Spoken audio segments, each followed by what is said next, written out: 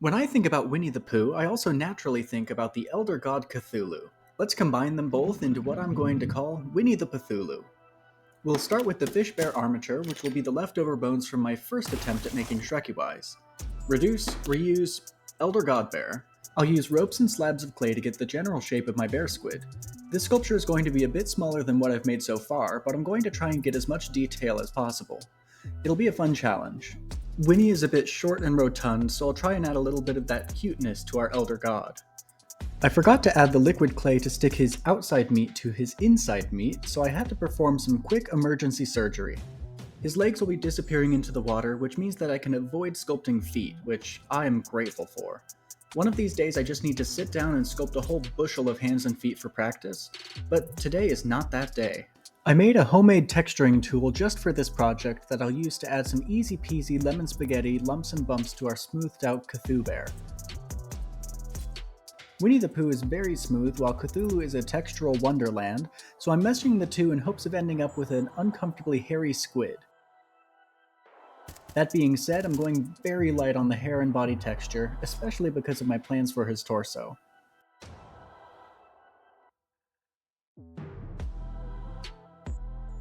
My intention is to have our bear Cthulhu wear Winnie's red shirt, but have it textured as if it's made of red coral that has grown in the shape of a shirt. I'll roll out some thin strands of clay for little wormy wiggles and snaggles, and then I'll poke and prod some flat strips of clay until I have a small amount of what could reasonably pass as fan coral, from very far away. And then I'll start using my smallest ball stylus to poke hundreds of tiny holes into his shirt. My idea here is to add a base layer of texture and then build on top of that base. And voila! We have a shirt made of actual tryptophobia. You're welcome. Oh, and also he has arms. I forgot to film that part, but he has arms now. Now we can get started on adding all of those bits and bobs to build up our shirt reef. This mostly took a lot of prodding and poking, but I found most of what I was looking for by making little itty-bitty strands of clay and then shaping them to look as coral-esque as possible. Then we can add some lumps and bumps and whatnot, and hopefully some washing and dry brushing will make all of this texture worth it when I get to paint our Cthulhu bear. For anyone who is wondering why Winnie the Pooh makes me think of Cthulhu, well, I'm not exactly sure. It's probably because Pooh and Cthulhu have the same sounds, but maybe someone in the comments can tell us a better reason why the two are related. With arm muscles big enough for a deep sea god, I can start working on Winnie the Pthulu's hands, which of course will be bear paws. Winnie the Pooh is a cute little wholesome cartoon character, but I feel that to truly embody the horror of Cthulhu, I need to make Winnie's paws a little bit more realistically bearish. I'll shape out some vague fingertips, then poke in some gnarly pre-baked claws. Finally, I can shape out our cute paw pads and toe beans.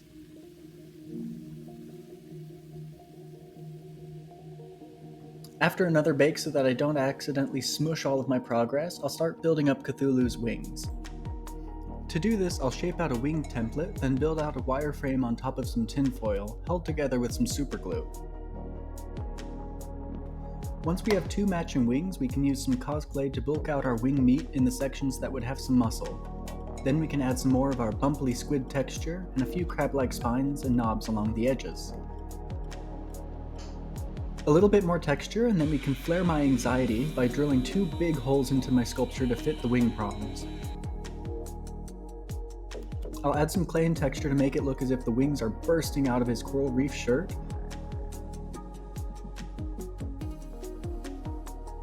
And then after a quick bake, we're on to making our cute beastie's head.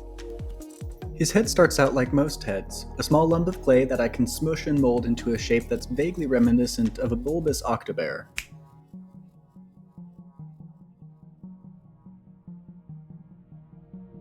Once I have this basic shape, then I can start refining the clay. I want it to look like the top jaw of a bear mixed with the bulbous head paunch of a squid. Ridges and bumps, valleys and lumps.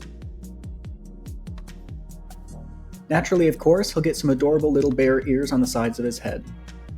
I'll add some extra bumpy lumps to give the head more texture and detail to get picked up and enhanced when I start painting. Then I can delicately wiggle on his head, careful not to press too hard and ruin all of the work that I just spent hours sculpting. Now here comes the fun part. Tentacles. Winnie the Pooh naturally has a swirling, twisting mishmash of tentacles coming all out of his face. Each tentacle starts out as a worm of cosclay on a wire, bent into a swirly, tentacly shape. Then I can start adding little suction cups, one by one, along the length of the tentacle, then blending them in so that they look a little bit more natural, before I can poke out each suction hole. Finally, I can add some ridges to the back of the tentacle for some texture, and then they're all into the oven to lock in the detail. After the tentacles are finished, I'll press them into place on our bear squid's face. Unfortunately, my footage was corrupted, so I lost some of the clips of this part. With our scare bear complete, we can get him a pot of honey to hold. No Winnie the Pooh is complete without it, though in this case it's not exactly honey, it's Elder Hunny. I'll shape this directly onto my ball stylus, then smooth it out with some isopropyl alcohol, and cure it with my heat gun. Doing this while the honey is still damp with alcohol will cause the clay to bubble and pimple slightly, which I'm hoping will make it look a bit like barnacles and ocean corrosion. Now that's all of our sculpting finished, and we can start on painting. Every inch of skin will get covered with a Winnie the Pooh colored paint. I used a suggestion from the comments of my last video and added a little bit of white paint to my orange and yellow mixture, and I gotta say, it worked really well. I was able to cover up the white in only 2 coats instead of spending the rest of my life painting our mangy octopus. Once each part of his body, save for his tentacles, wings, and shirt, are all covered in a base layer of orange-yellow, I'll use a sponge to dab on some dark green and blue washes.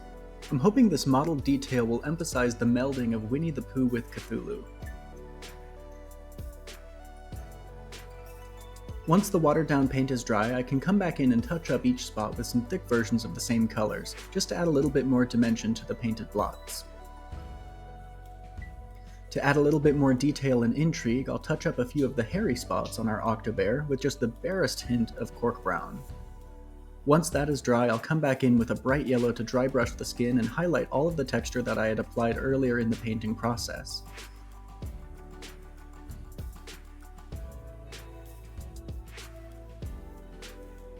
Then I can paint his paw pads and inner ears a cute, delightful pink,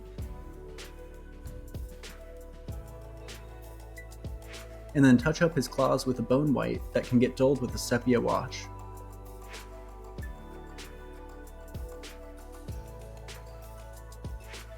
His button nose will get painted a dark brown, and then last but not least, I'll paint his eyes a pitch black with a red slit pupil.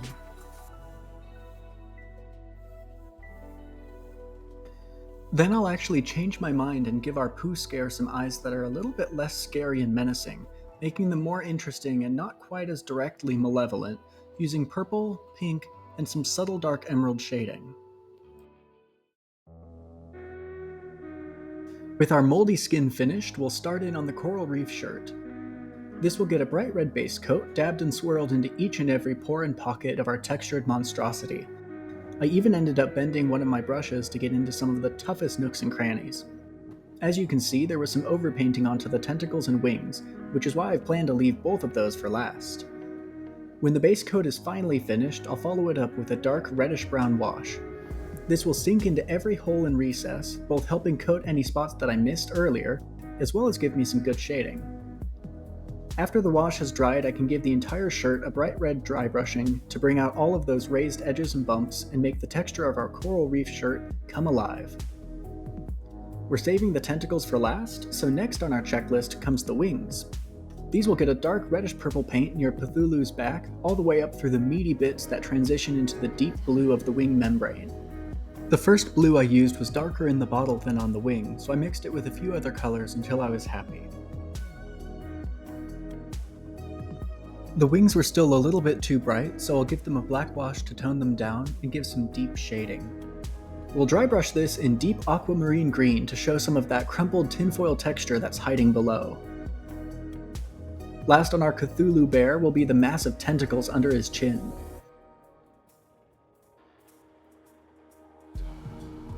These will get a deep blue base coat, and then when that is dry, we'll make the suckers of each tentacle a fleshy pink color.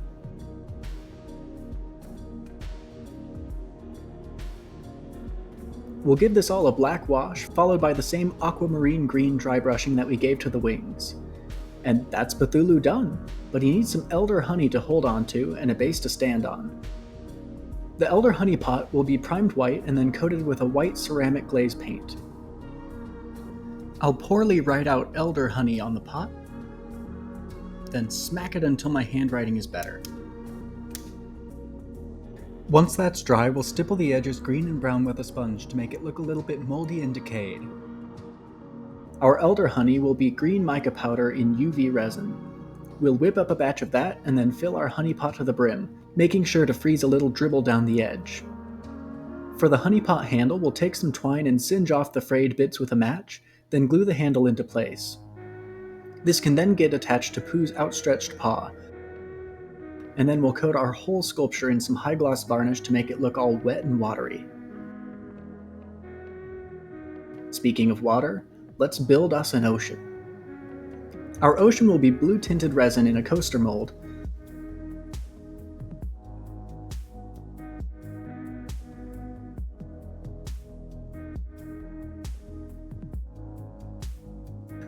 Once that's poured and cured, we'll use some clear silicone caulking to act as our water, which is a technique I first saw in North of the Border.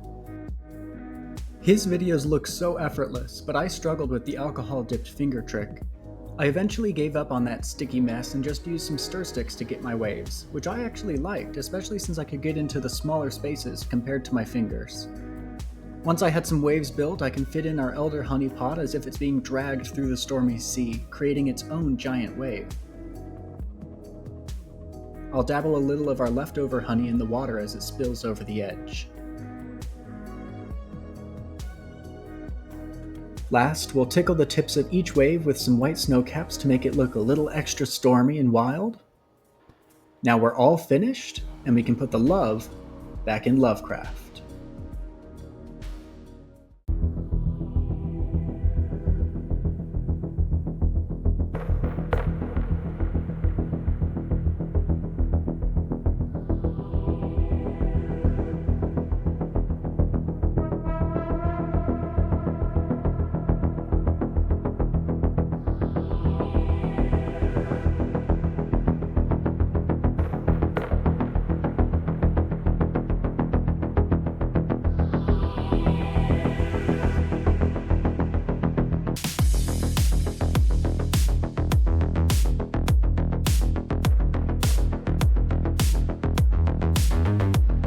Thank you so much for watching. This video was a blast to make. I'll be back soon with another project, and I hope to see you then.